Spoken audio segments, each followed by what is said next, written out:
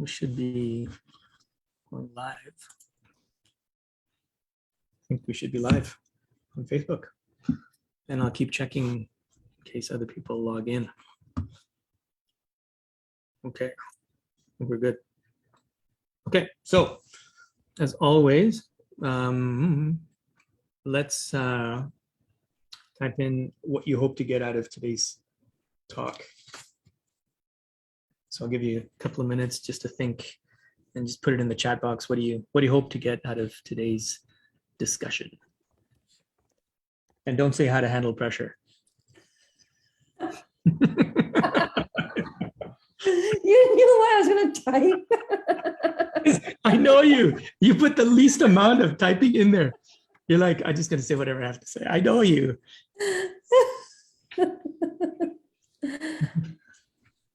So now I have to think. Now you got to think. How to think. How to think under pressure. Maybe that's what you want to learn. How do I respond under pressure when people tell me not to respond under pressure? Okay. So I'll just give you a second to do that. And okay, let's see here. Let's put the chat box where I can see it. Okay. How to think and respond. Basically reworded the title. Frida will do the least amount. Why put in the effort, right? When you can get the results. Isn't what you have taught us all throughout? But that's not the result. Well, the point is across, right? Well, let's put it this way. You've made a very interesting point. Let's put it that way. Okay. All right. So the question, what does Fazila say? What are the overarching triggers of pressure for most people? How do we effectively respond to pressure, and how does pressure fuel us? See, now that's a well thought out response. That feels bad now. Okay. Okay, so thanks for doing that. So I'm going to just kind of touch, and hopefully I've touched on these. Hopefully I'm going to touch on these things. I just want to see if anybody else is joining. No. They said there would be 10 people joining, or coming, but they're busy. And by the way, the weather is insane right now. Like it's like minus 35 outside, and it's like driving on an ice rink. It's insane. So let's get started. All right. So because we have to try and hit that 9 o'clock mark. So the reason I wanted to talk about pressure was because I noticed that there's a lot of really smart and intelligent people who they don't understand why they don't always perform well. And so, I've had a lot of students come to me and they'll say that, they studied really well and they did everything they're supposed to do, but they just weren't able to perform. So I've noticed that there's a lot of smart individuals, even like in the business world and in other parts of, I guess, different environments, sports, in relationships and business, but mostly, we're going to try and focus on school here. But a lot of smart and intelligent people, they actually they can't get the results they want. They can't shine, and they can't pretty much get the opportunities that they want because they can't deal with the pressure that gets put on them, right? And I've actually seen some really intelligent students fail their exams, and it's devastating for them because they really try, but unfortunately when the pressure's on, they just can't deliver. I've been on many sports teams that are supposedly better than the other team that they're playing, but the better team on paper, they don't win. I remember when I was playing tennis, I grew up playing tennis, and I knew I was a better player than the guy I was playing because I could hit the ball better. I knew how to hit a better backhand, a better forehand, how to serve better, but I would lose because I couldn't handle the pressure. Even when people make sales, whether you're working in a company or something and you got to really make that sale so you can generate some revenue, it doesn't always happen, right? So I think it's important that we understand, number one, what pressure is, then we'll talk about what it can cost us, and then we can talk about how we can actually fix it and potentially be able to handle this thing called pressure. So I came up with my own definition of pressure because I think this is kind of when I came up with my own definition, it kind of helps you understand my mindset and where I'm coming from. So when I talk about pressure, I'm really talking about a need or a desperation to obtain a specific result. So for example, you want to be able to achieve a certain grade, right? So you really feel desperate that you need to get that grade so you can get into your program. So for example, in my classes, there's a lot of students who want to get into the faculty of nursing, and nursing is like the top at Mount Royal University. Nursing is like the top program in all of Canada. And I get students who are desperate to get into that program, okay?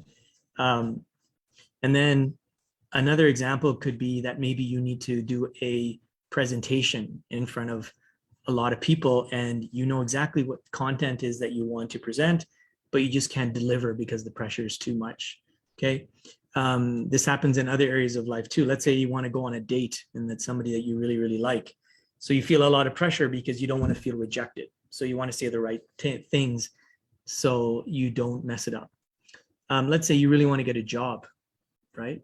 And you really, really want this job, but you don't know how to, come across in a way that you want to. And then even like if you really want to start a business, right? So these are all different examples that we have when it comes to handling the pressure. And pressure can actually deal with us in many areas of our life, like I just explained.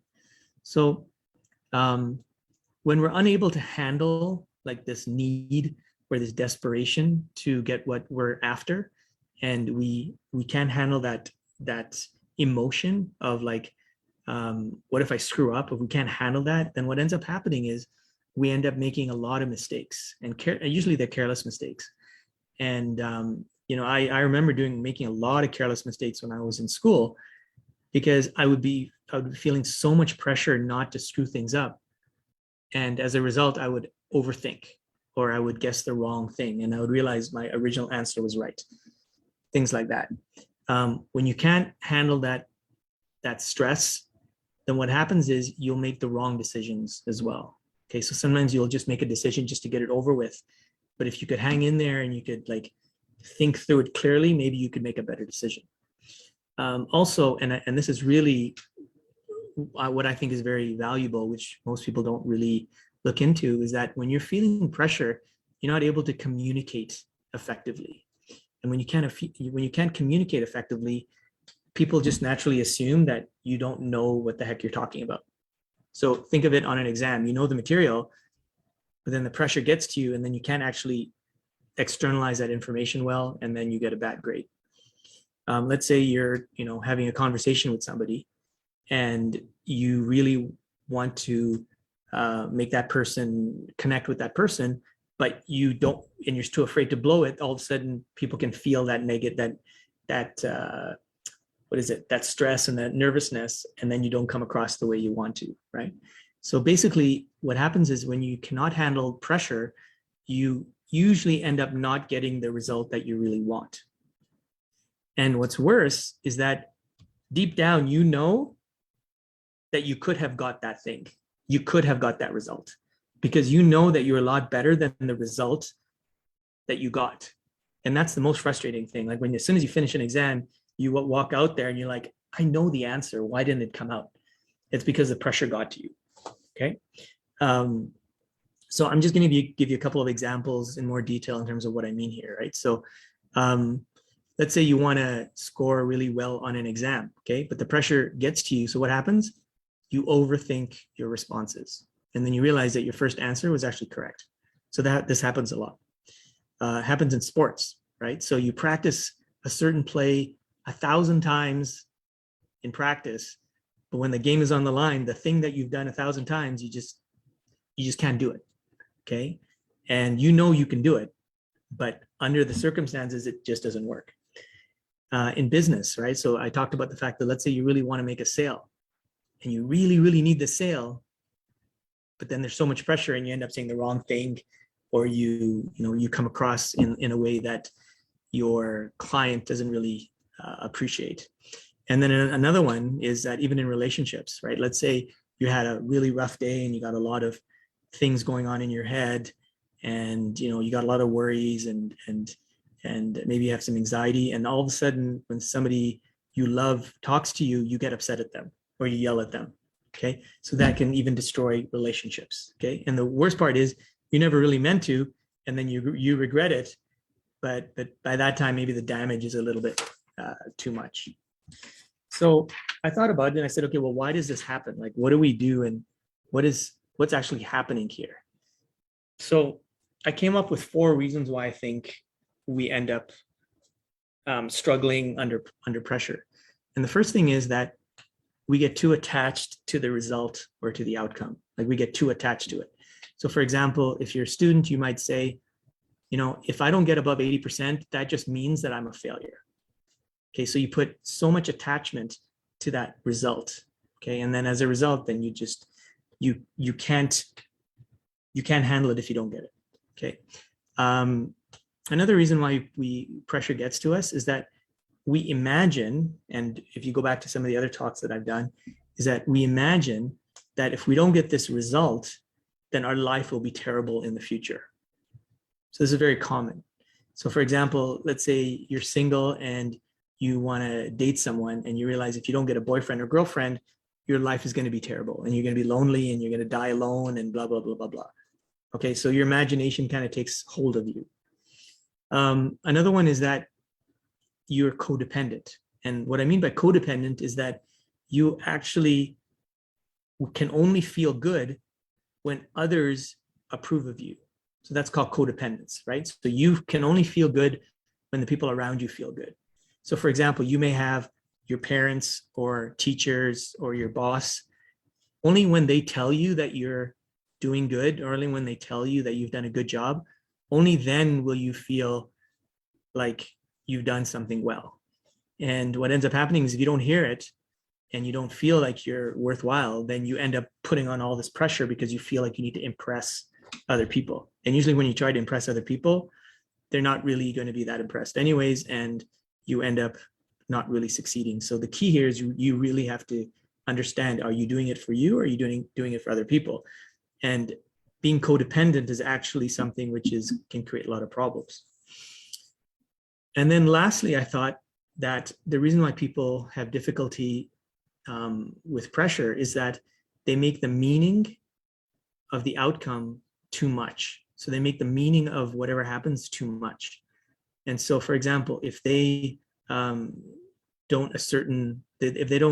earn a certain amount of income, let's say people who have a job, right? They feel like, okay, if I don't have this much income, that means I'm a failure. So what's happening here is you're making the meaning of getting a certain result too important. Okay, and the reality is you may be earning less than that amount, and you may be creating way more impact in the world, but you don't see it that way because you think the dollar sign really tells you if you are worthwhile or not. Okay, so this is how pressure kind of builds on you. So then let's look at what you can do to fix this problem. So the first thing I thought of was I started looking at people who really do well under pressure. And so I watch a lot of sports, and I started listening to some of the top athletes when the game is on the line. And whenever you listen to one of these top athletes, they don't look at those moments of pressure as being too stressful, or they don't make it mean too much. They actually look at those stressful moments as if it's more fun for them.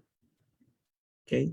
And so I thought about it. I'm like, yeah, that's actually a really good way to look at it. So what I did was, when I was coaching, we used to play in some really highly competitive tournaments. And I remember I coached an international tournament, and we had to play different countries, and we weren't playing that well. And I remember this whole concept here. So called a timeout, and during the timeout, all I did was just really tell jokes during the break. I just told jokes, and I just kind of started to tease some of the players, and I told them that my grandmother looked better in shorts than he did and stuff like that, just kind of made fun of him. And then all of a sudden it took the focus off the game, and then everybody started to laugh and things like that. And as a result of that, it was almost like a reset. So when you're feeling that type of pressure, try to understand that you want to try to have fun through it. So these top players that I talk about, when the game is on the line, what they're actually thinking is, this is where I get to actually show people how awesome I am. So a lot of these top athletes, that's how they think. This is my opportunity to show the world, like I already know I was good, but now I get to actually show it, and this is going to be fun. So if you're a Calgary Flames fan, I remember once a while ago when the Flames went to the Stanley Cup Finals, they asked Jarome Iginla, which is our top player, and they asked him because he had just scored a really important goal, and they asked him, they said, so how could you make that play under all that pressure? And he goes, oh, it was fun. He goes, I love playing these games because they're so much fun. And so what we think as pressure, the top athletes think is fun. So then what happened was, again, I played in another tournament, and then one of the games that we went to was really intense because we had played this team, and we had won the first game, they had won the second game, we had won the third game, they had won the fourth game, and now it's going to overtime. And we were leading by 10 points, about 8 points in overtime, and then they started coming back. Now everybody's freaking out. Everybody's like, oh my God, this team is going to lose. And it was Calgary, I think, against Toronto or something. And we had like family members in the audience. We had friends in the audience, and they were all stressed out, and they were all kind of like, oh my God, Aleem's team is going to lose. And called a timeout, and all the players thought that I was going to ream them out.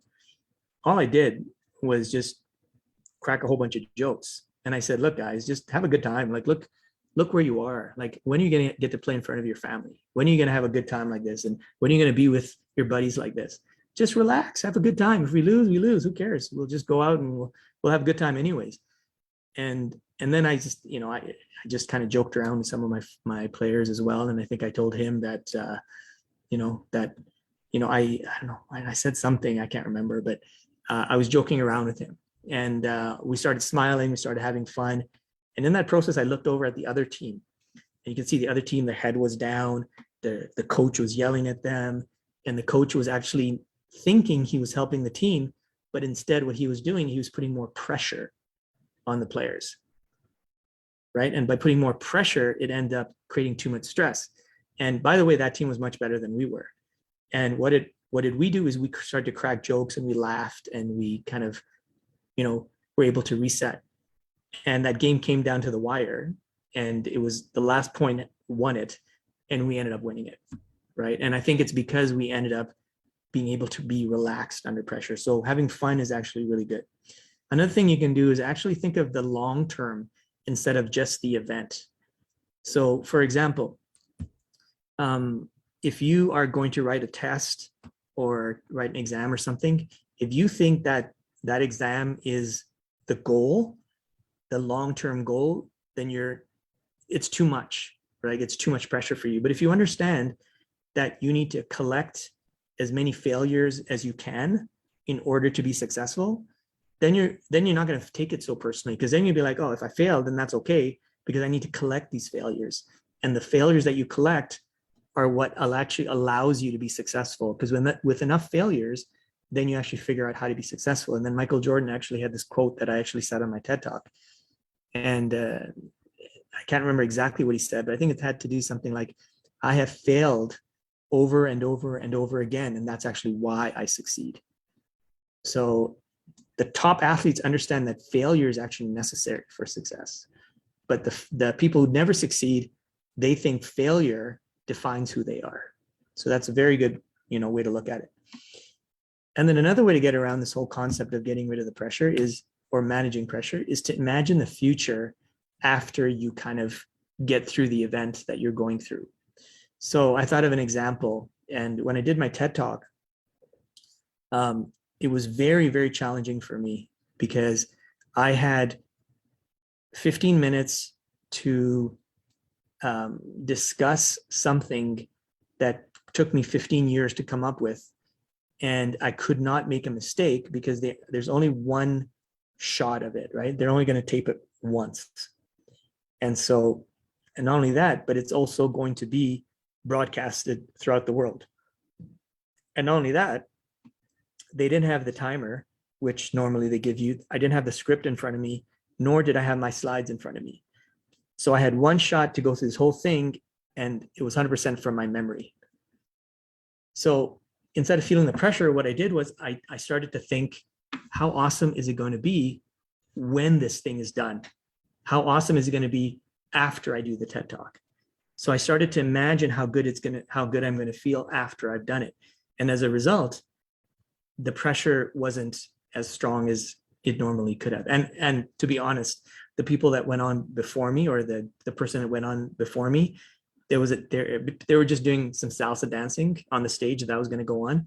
And I adopted their mindset, and their mindset was they're just there to have fun. And what I did was, when I did my TED Talk, I'm like, that's what I'm going to do. I'm just going to have fun. And as soon as I decided to have fun, the stress went down and my performance went straight up. So I actually had to take the pressure of making a mistake and start having more fun. Okay, so this is very important that you understand that, because most people think that you need to do something to have fun. And what I'm saying is, have fun at whatever it is that you're doing, because having fun is actually a tool that you can use to be successful. Okay, and then the last thing is that if you feel a lot, not last thing, there's a couple more, but if you feel a lot of pressure, what you can also do is break things down into really smaller components. So let's go back to this TED Talk. When I was asked to do the TED Talk, what I had to do, it seemed like it was quite overwhelming, but all I did was break it down into little pieces. The first thing I did was I said, let me come up with an idea. I'll give myself 2 weeks to come up with an idea. So I did that. Then I came up with an outline, which took me a week to come up with. Then what I did was I said, I'm going to spend a few days looking at other TED Talks. So that was the next step. Then the next step was to practice my talk alone and see how it came out. And then I videotaped myself and I saw it. I'm like, okay, it looks pretty good. And then I did in front of people, which was a little bit nerve-wracking. But then after I did that, then I took their feedback and then I applied the feedback. Then I did it again. And pretty much I was able to kind of develop myself through it. And the reason was because I didn't look at it as one big thing. I broke it down into different pieces. And another thing that I think is also very helpful if you're feeling a lot of pressure is get help, right? So get help with the task. So sometimes people think that they have to do it all alone. And when you think you have to do it all alone, yeah, you can feel the pressure. So maybe there's people who can help you. Maybe there's people who are more qualified, right? So for example, you may even hire someone to organize your schedules for you, who are better at it, okay? And then this to me is the most important, and that is, if you really want to get good at handling pressure, is I call it filling your tank. So what that means is that you want to be good at rejuvenating yourself, okay? Because if you have a lot of pressure, but you're exhausted and you're tired, it's just going to get worse. So what you want to do is you want to understand that you want to fill your tank. So what does this look like? It means that you want to get enough rest. You want to be able to make sure that you eat well, you're hydrated. And if you don't take care of yourself in this way, okay, and maybe meditate and,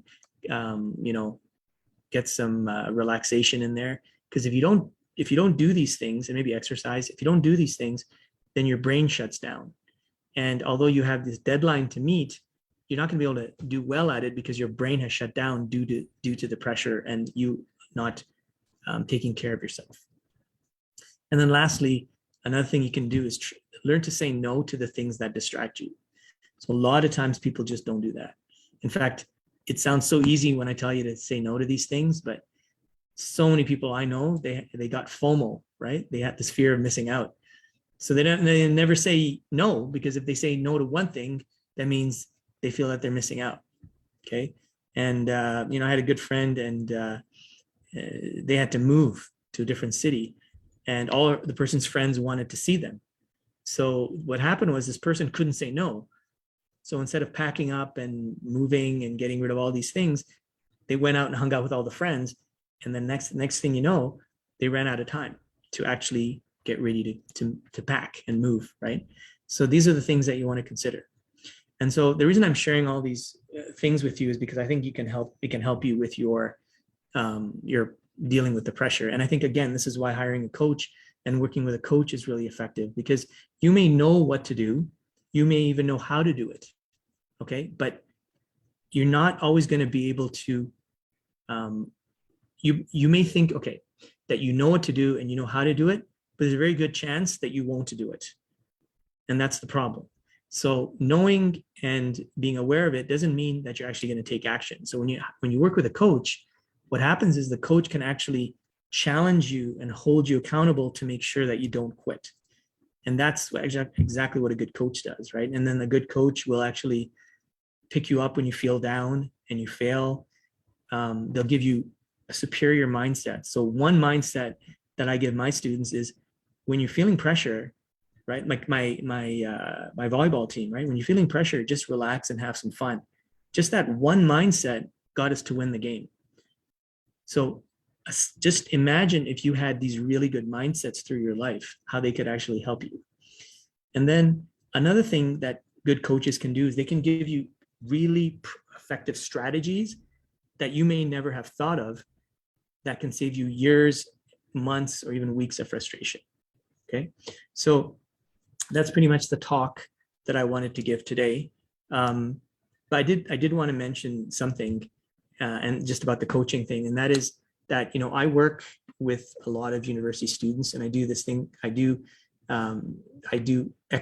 highly advanced academic excellence coaching. And the stuff that you learn is actually not taught in schools today. And I've seen students that are 60 to 70% in high school. All of a sudden, when they get to university, they're hitting the 90s. And if you don't believe me, you should watch actually some of the videos and the interviews that I've had with these students. And the reason being is because they understood that they cannot do it alone. And they actually need someone to help hold them accountable every week. Okay, so I just wanted to share that with you in case you're in that situation. So I'm going to summarize what we talked about today, but as I'm summarizing, I'd like you to think about what you're going to implement this week. Okay, so based on what I said, think about what you're going to implement. And Fazila is already ahead of the game here. So thanks for putting that in there. So here's just the quick summary of today. So the summary is that pressure can actually cause really intelligent people to fail. Okay, and people who have good levels of intelligence and who are very knowledgeable, they can still fail because the pressure, which is an emotional problem, is not helping them to succeed, because emotion and logic, it's like oil and vinegar. Okay, they don't help each other out. You actually have to learn to manage both of them.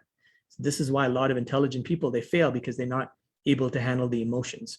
And then a lot of people who can handle the emotions, they probably do a little bit better, but the end result is they won't be successful because they don't have enough content or knowledge, right? So this is very important that you understand emotion and logic, they don't work well together. You have to learn how to handle both of them. Pressure is actually defined as an overwhelming or a desperate need to accomplish a task. So what you want to do is you want to get rid of that desperation to achieve this task. You just want to take the actions that you can to achieve the task. Okay. And then lastly, one of the main points is that, if you're not able to handle pressure, what happens is you can make careless mistakes, you make the wrong decisions, and you can actually communicate the wrong things to other people. This is why if you're not able to handle the pressure on a big exam, even though you may know the material, you still may fail. Because knowledge does not mean what's in your head. Knowledge really is how well you can communicate the valuable information when it's required to do so. Okay, so how do you do this? So I talked about, make sure that whatever the event is, try to have fun doing it. Sounds weird, I know, but if you have fun doing it, it's going to take you to the next level. Okay, think of the long term. Okay, don't just think of that event. So don't just think about you have to pass this exam. Think of it like you have to learn from this exam. And if you fail, that's okay, because you'll gain a lot of knowledge through the failure. And you're going to have a few failures, so don't worry about them, and think about collecting these failures and using them to learn from. Okay, I'm not saying not to try. What I'm saying is don't take it personally if you fail, because it's just part of being successful. And then imagine what the future is going to look like after this event has passed, right? So imagine, so I talked about my TED Talk. I was nervous as hell, but instead of worrying about how nervous I was, I started thinking about how awesome it is so that I can tell people I did one, you know? So that's what I put my focus on. And then the other thing you can do is break it down into smaller pieces.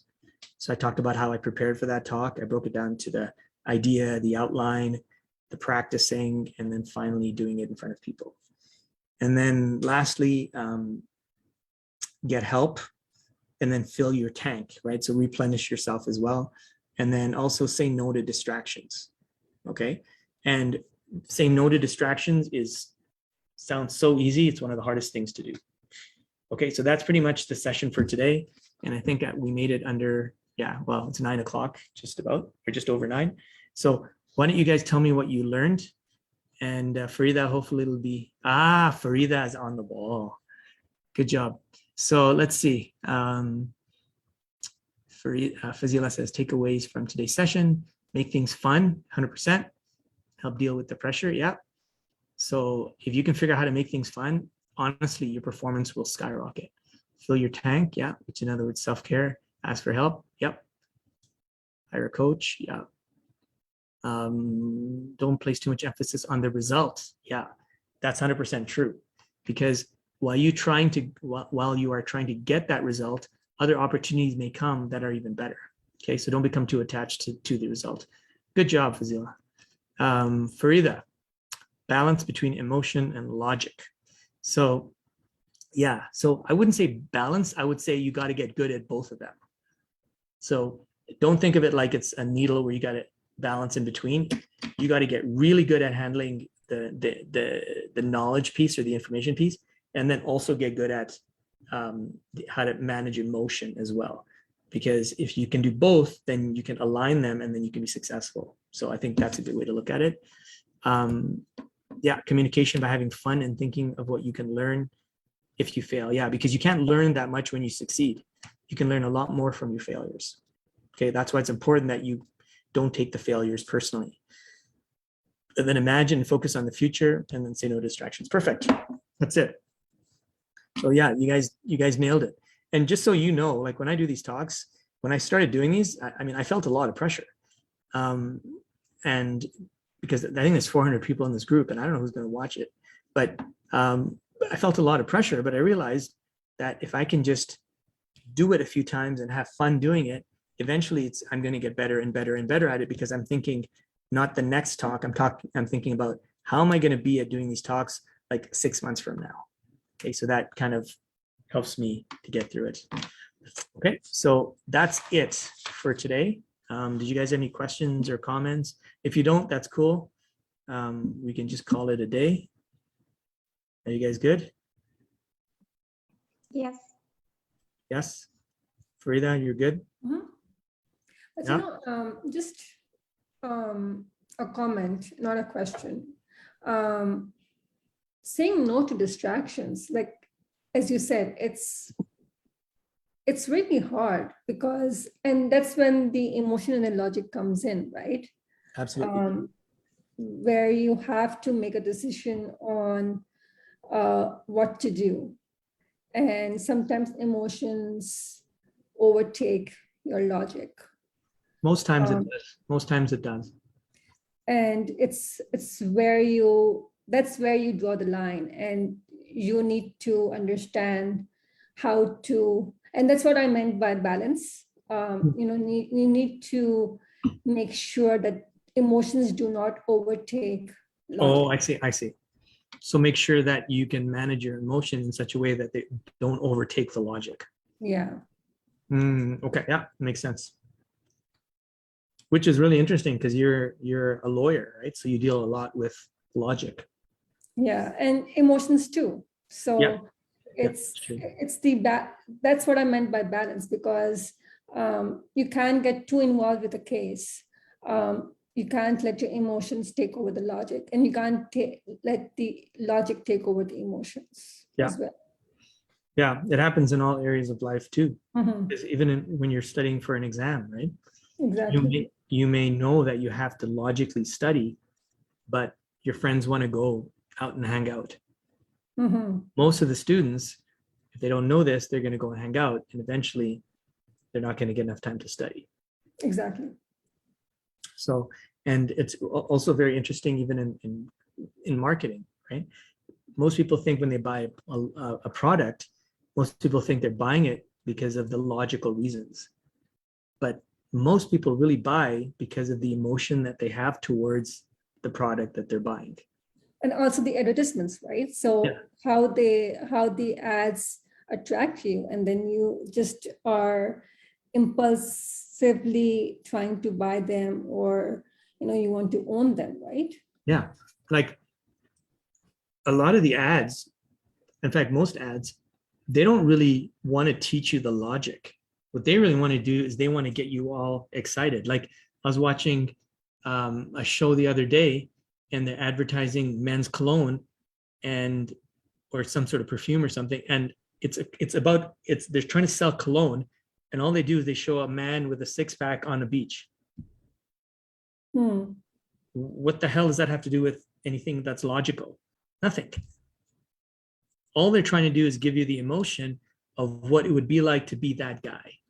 And so psychologically, we think if we buy that cologne, we'll be like just like him. Right? So that's what advertisers do, because they understand that the emotion is a lot more powerful than logic. And the emotion part, remember, that goes back to our subconscious. So they deal with that subconscious piece. So it's all kind of interconnected. So good discussion. Okay, so have a good evening, guys. And it's minus 35 here in Calgary. So Fazila, I know you're in Calgary, so stay warm. And what's it like in Toronto? Oh, it's so windy. Oh my God. And me being on the 29th floor, it seems like, the apartment is just gonna blow away. Yeah. Good. Well, at least we're indoors and we have heaters Yeah. and stuff like that. Okay. So now thanks for joining, guys, and then we'll see you guys next week. All right. Thanks, Lee. Take Bye. care. Take care, Bye. guys. Okay, bye-bye.